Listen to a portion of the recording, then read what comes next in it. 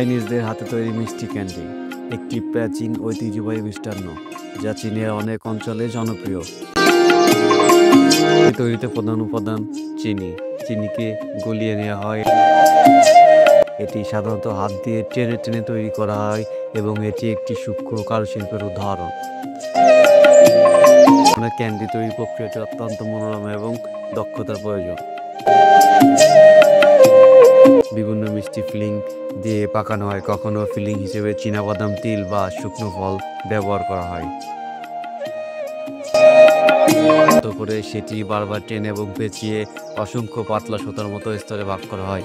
এটি 8,000 থেকে 16,000 স্তর পর্যন্ত হতে পারে।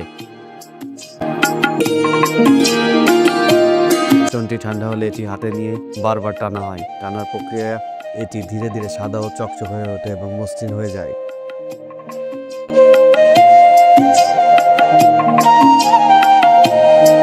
পাউডার মিশিয়ে টেনে টেনে ক্যান্ডির আকার দেওয়া হয়।